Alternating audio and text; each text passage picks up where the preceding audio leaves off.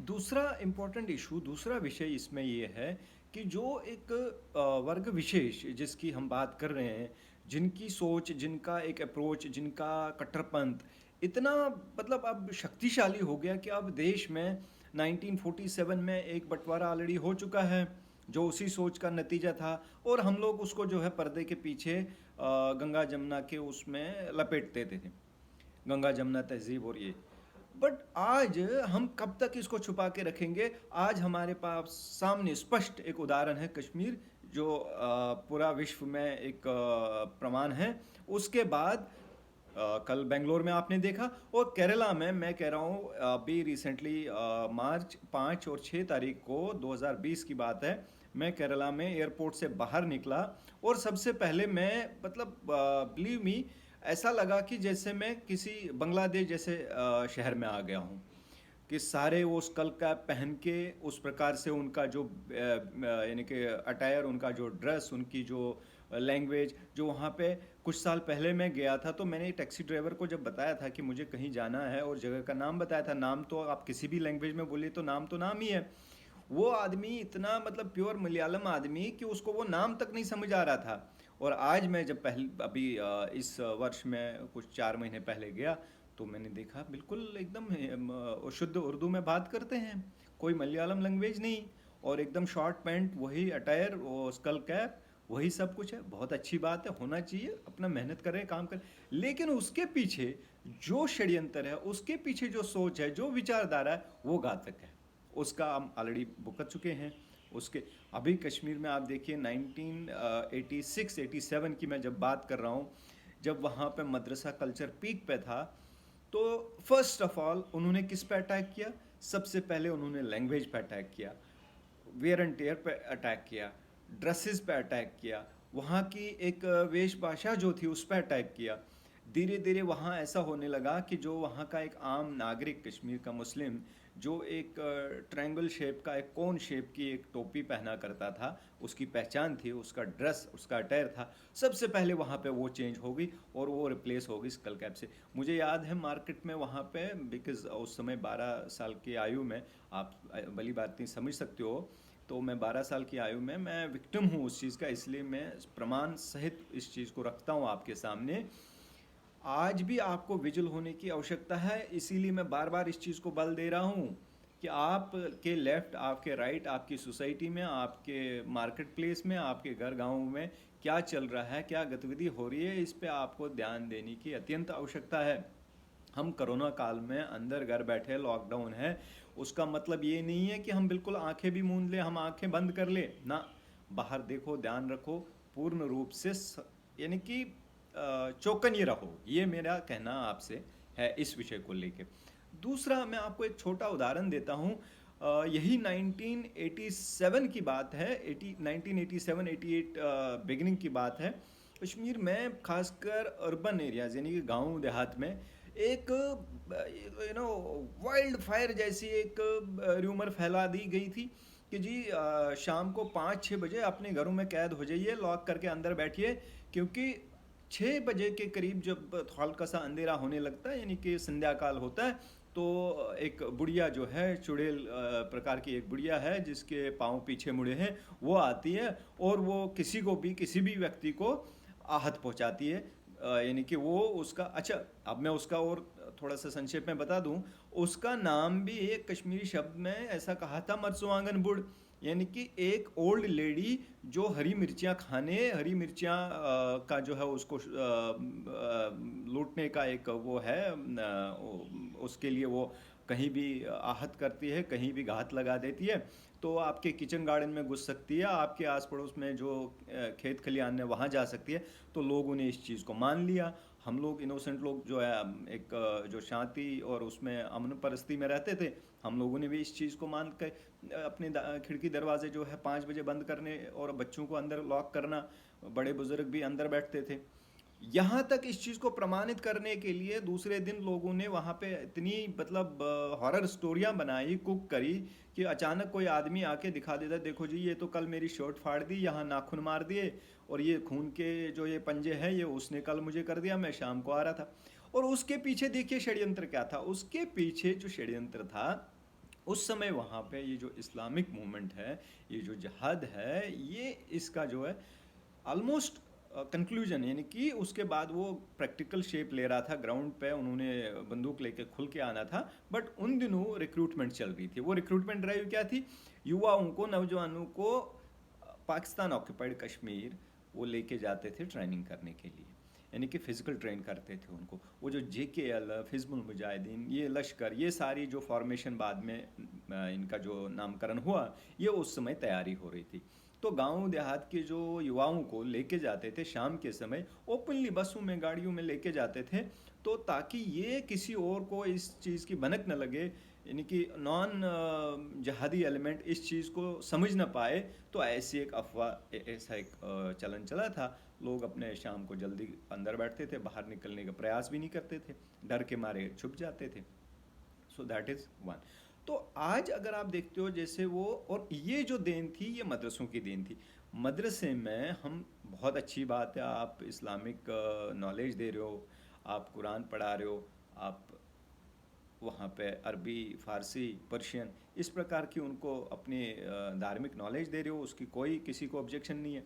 लेकिन उसके बाद जो तबलीग होती है, उसके बाद जो ब्रेन वॉश होता है, उसके बाद जो एंटी नेशनल एलिमेंट क्रिएट होता है, एक बच्चा जिसको जहाद के लिए सुसाइडल बॉम्ब बना के उसके मेंटलिटी, उसकी ब्रेन को वॉश किया जाता, वो घातक है।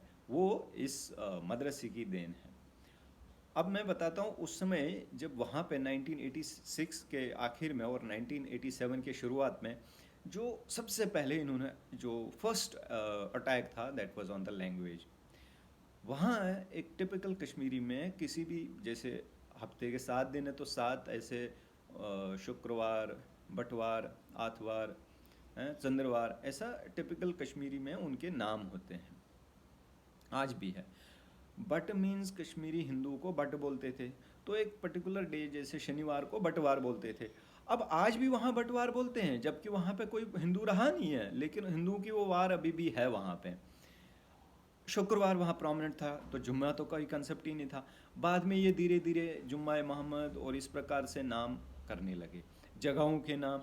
श्रीनगर तो उसका शहर खास करने लगे, अनंतनाग इस्लामाबाद करने लगे।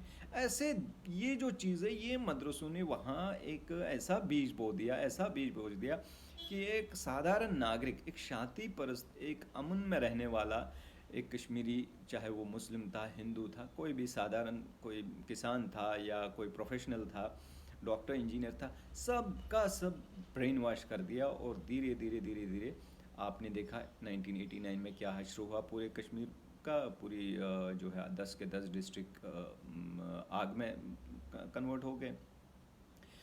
देर आफ्टर दूसरा हमने जो देखा था वहाँ पे, जो गवर्नमेंट, यानी कि सरकारी बिल्डिंग्स के ऊपर, सरकारी इदारों के ऊपर एक वो झंडा लहराने का प्रचलन चला था कि अच्छा 14 अगस्त को सेलिब्रेशन होती थी, 15 को ब्लैक डे।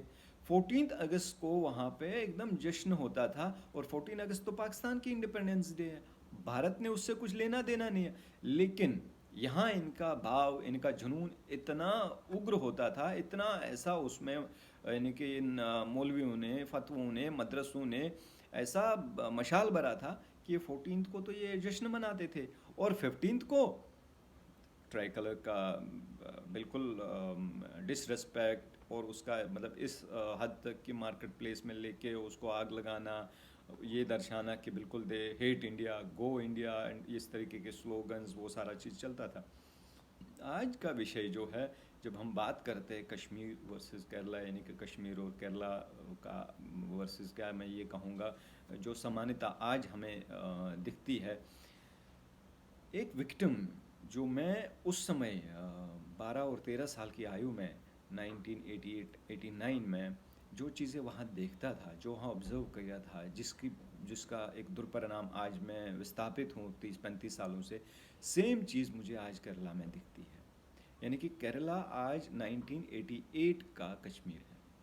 अब उसके पीछे देखिए, आपने केरला में देखा होगा जो पर्टिकुलरली नॉन हिंदूज़ जो है, उन्होंने प्योरली मलयालम बोलना बंद कर दिया। वहाँ पे भी मशरूमिंग ऑफ मदरसेस।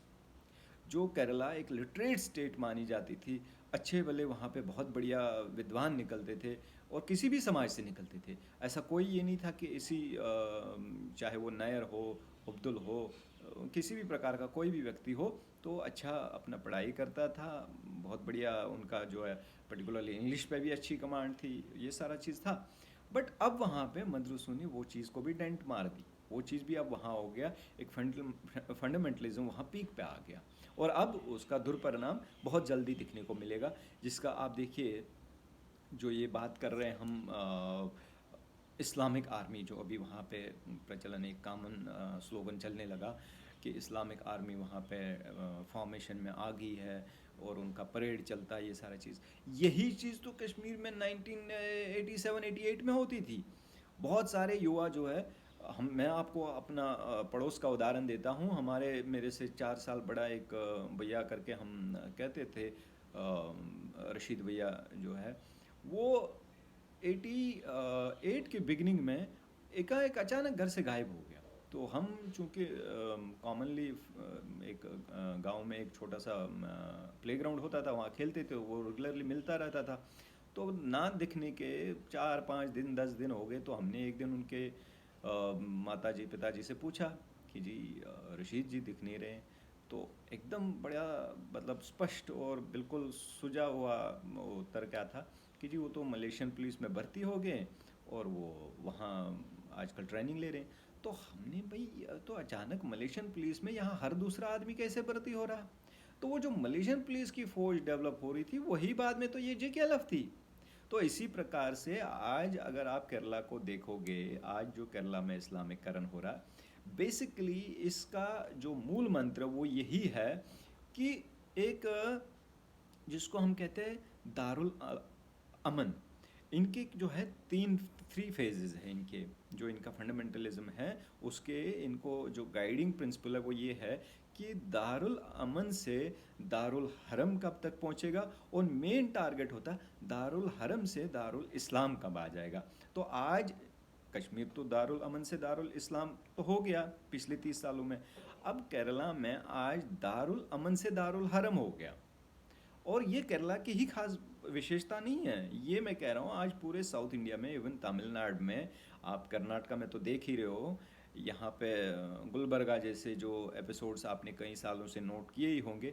इस प्रकार की चीज़ें, इस प्रकार की जो इनकी गतिविधियाँ हैं, इनको आप देखिए, आप कोई रिएक्ट तो करने वाले नहीं हो, लेकिन कम से कम इतना विजिल रहिए कि आप इससे पहले विक्टिम हो जाए, कम से कम आपको ये तो पता हो कि आप कहाँ स्टैंड कर रहे हो और आपके ऊपर कितना भयंकर, कितनी वर्स्ट और कितना हॉरिबल सिचुएशन आने वाली है। उस सिचुएशन में आप कहाँ स्टैंड करोगे, कैसे अपने को प्रोटेक्ट करोगे, इस चीज़ की आप भी कम से कम तैयारी करो। ये दूसरा चीज़, क्योंकि मैं विक्टिम हूँ, इसलिए मेरी जो इस चीज़ में जो एक स्टडी है, जो अनुभव है, वो शायद आपके लिए लाभदायक हो। मैं नहीं चाहता हूँ जो मैंने झेला, मेरे समाज ने झेला, वो आप सब लोग उस परिस्थिति को कभी फेस करो। ईश्वर ऐसा कभी ना करे।